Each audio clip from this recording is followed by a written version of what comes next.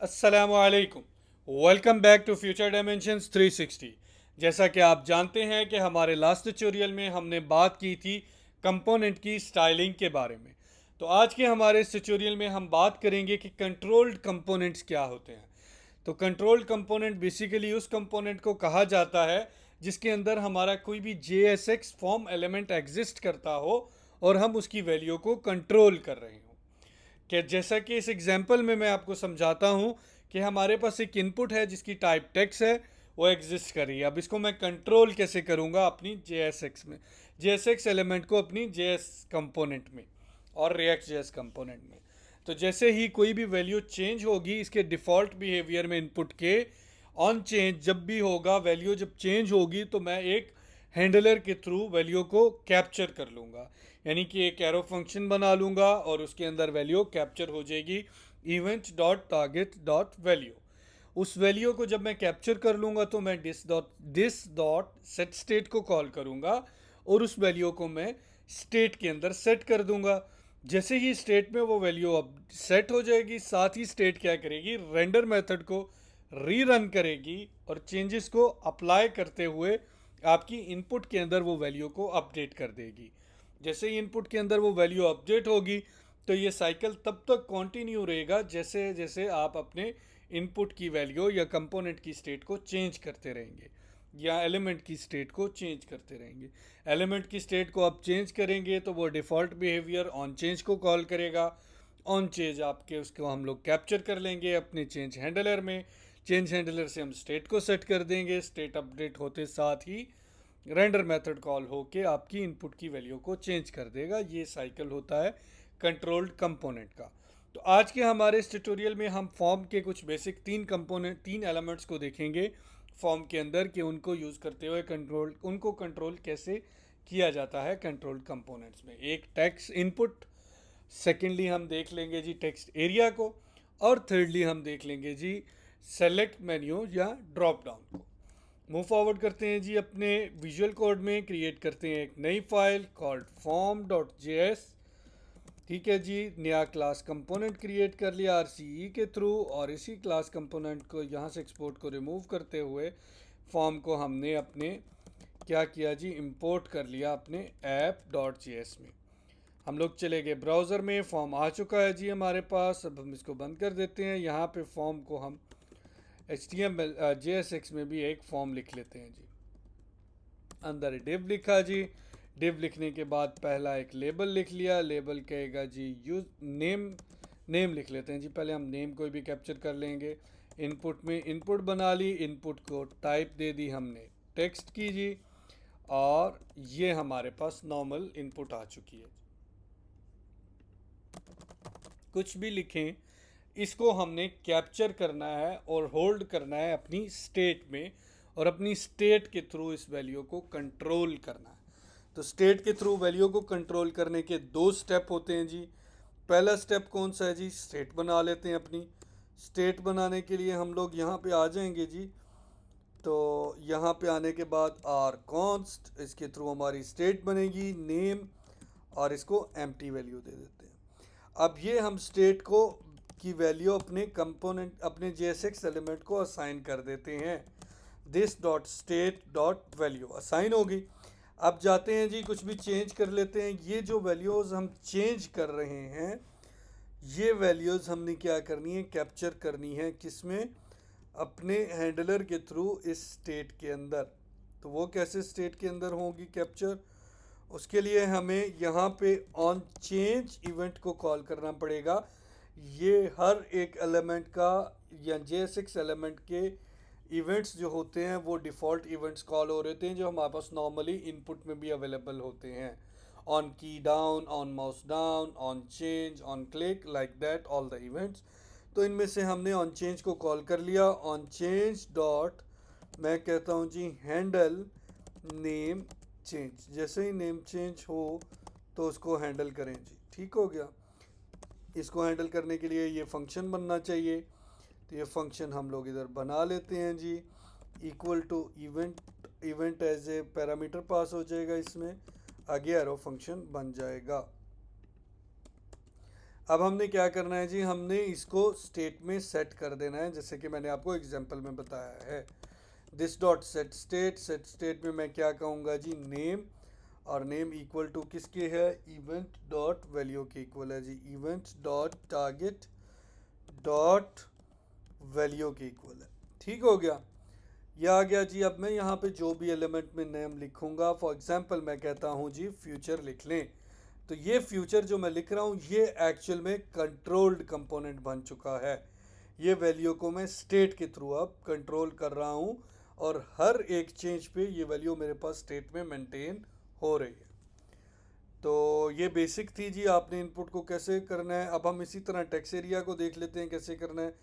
Control save, text area को मैं नाम भी नहीं देता, कोई भी टेक्स्ट एरिया ही लिख देता हूँ जी, टेक्स्ट एरिया कर दिया जी मैंने। ठीक है, और इधर मैंने एक नया एलिमेंट बना लेना है जी टेक्स्ट एरिया का, और उसको भी मैंने एम्प्टी वैल्यू असाइन कर देनी है, और मैं कहता हूँ जी इसकी वैल्यू टेक्स्ट एरिया हो, और यहाँ पे हैंडल नेम की बजाय टेक्स्ट एरिया चेंज का इवेंट कॉल हो जाए। और यहाँ पे मैं नया इवेंट बना लेता हूँ जी टेक्स्ट एरिया चेंज का, रेस्ट इवेंट कॉपी पेस्ट कर लेता हूँ जी, और मैं यहाँ पे कहता हूँ जी जब टेक्स्ट एरिया से वैल्यू चेंज होकर आ रही हो तो आप टेक्स्ट एरिया को चेंज कर दें। जाते हैं, देखते हैं जी, नेम में लिख देते हैं फ्यूचर, और कोशिश करते हैं कि टेक्स्ट एरिया में लिखें, सॉरी इसको वैल्यू, इसको हमने टेक्स्ट एरिया में चेंज करना है, मैं जल्दी में भूल गया था, ये टेक्स्ट एरिया में चेंज हो चुका है जी। इसको मैंने क्या करना है जी, इसको मैंने लिख दिया फ्यूचर, और इसको मैंने लिख दिया जी डायमेंशन। ठीक हो गया। अब ये जो वैल्यू मैं डायमेंशन लिख रहा हूँ ना, ये वैल्यू मेरे पास स्टेट में नहीं आ रही। क्यों नहीं आ रही, मैं इंस्पेक्ट एलिमेंट कर लेता हूँ, यहाँ पे लिखता हूँ, तो यहाँ पे मैं आपको कंसोल डॉट लॉग करवा के देता हूँ जी स्टेट को भी। जैसे ही स्टेट चेंज हो तो आपने क्या करना होता है, स्टेट के चेंज होने के बाद आपने कोई भी मेथड कॉल करना हो तो आप उसको एज ए फंक्शन पास कर देते हैं। ये हमने पिछली वीडियोस में पढ़ा था, अगर आपको नहीं डिटेल का पता तो आप हमारी पिछली वीडियोस को देख लें। दिस डॉट स्टेट, और सेम एज इट इज़ मैं फंक्शन पास करवा देता हूँ यहाँ पर भी। ठीक हो गया। अब मैं जब पहले कंपोनेंट की वैल्यू चेंज करूँगा तो आप देखें पहले कंपोनेंट की वैल्यू तो चेंज हो रही है स्टेट में, लेकिन टेक्स्ट एरिया एम्प्टी आ रहा है। अब जब मैं दूसरे कंपोनेंट की वैल्यू को चेंज करूँगा DIMEN, तो ये देखें जी दूसरे कंपोनेंट की वैल्यू चेंज होना शुरू हो चुकी है। तो इस तरह से आप क्या करते हैं, आप अपनी वैल्यूज़ को ईजीली मेंटेन कर सकते हैं अपनी स्टेट में। इस तरह अभी हम इसी तरह से थर्ड एलिमेंट देख लेंगे जी। थर्ड एलिमेंट में मैं कहता हूँ एनिमल है जी मेरे पास, और उन एनिमल्स में क्या है जी, इसको रिमूव करके सेलेक्ट लिख लेते हैं, हमने ड्रॉप डाउन को देखना था। इसके अंदर मैं कुछ ऑप्शंस दे देता हूँ जी।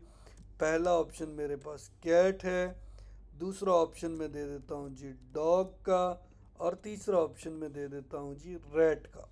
ठीक हो गया। अब पहले की वैल्यू भी लिख देते हैं जी। पहले की वैल्यू है ब्रैक इसमें कैट, बाकी कॉपी पेस्ट कर लेते हैं जी टाइम बचाने के लिए।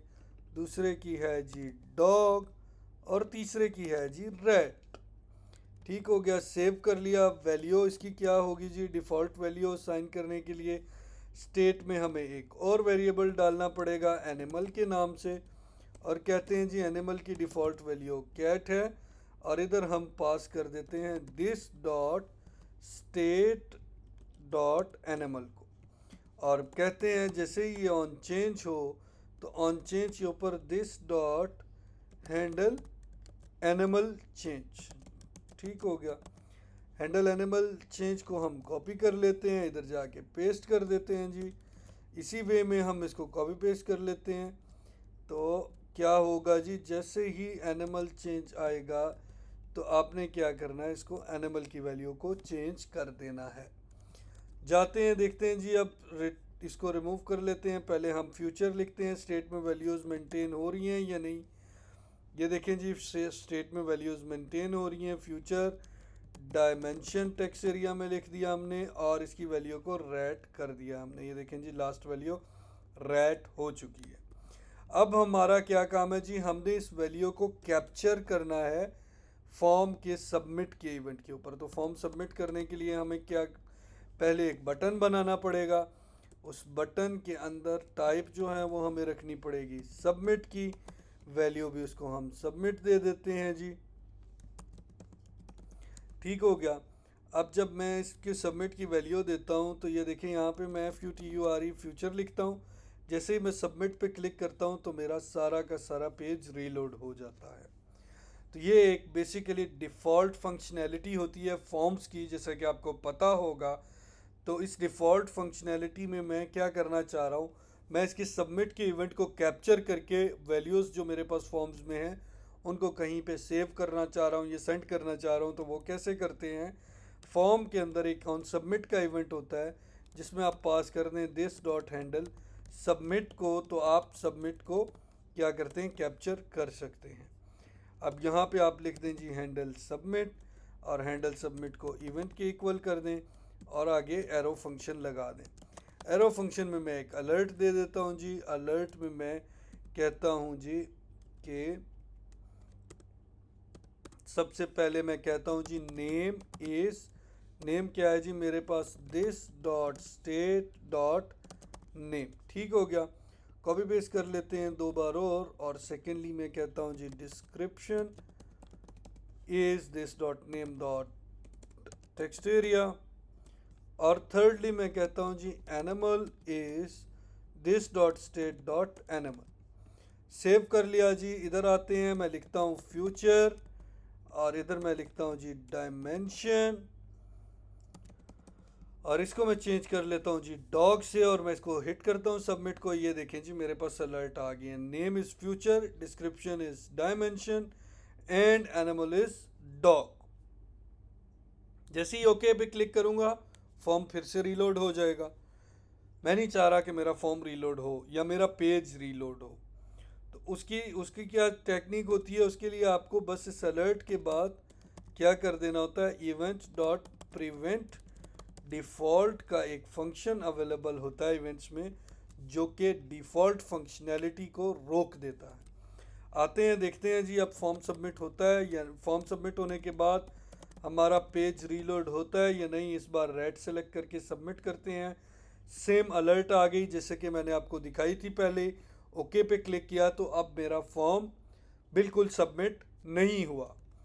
तो इन केस आपके पास क्या है, ये फॉर्म कंपोनेंट अवेलेबल नहीं है, ऑन सबमिट तो होता ही नहीं है। यहाँ पे भी एक डिव है, अगर डिव है फॉर्म नहीं है तो, अगर आपके पास फॉर्म एलिमेंट अवेलेबल नहीं है तो आप क्या करेंगे, इस केस में आप इसकी टाइप को बटन करके, बटन की टाइप को बटन करके ऑन क्लिक के इवेंट के ऊपर भी दिस डॉट हैंडल सबमिट को पास कर सकते हैं। ये भी सेम फंक्शनैलिटीज़ ही परफॉर्म करेगा। ठीक हो गया। तो इस तरह से आप अपनी फॉर्म की बेसिक्स को देख सकते हैं कि आप अपने एलिमेंट्स को कैसे कंट्रोल कर सकते हैं, JSX एलिमेंट को अपने कंपोनेंट के थ्रू, और उनकी वैल्यूज़ को स्टेट में कैसे मेंटेन कर सकते हैं और उनको अपने यूज़फुल वेज में कैसे यूज़ कर सकते हैं। तो आज आपने बेसिक्स को फॉर्म्स की सीख लिया। इंशाल्लाह उम्मीद करता हूँ कि आपको हमारा ट्यूटोरियल पसंद आया होगा। हमारे चैनल को सब्सक्राइब करना या लाइक करना ना भूलिएगा जी। In case of any question आप हमें किसी भी टाइम कमेंट कर सकते हैं या डायरेक्ट ईमेल भी कर सकते हैं। We are always available to help you. Thank you. अल्लाह हाफिज़।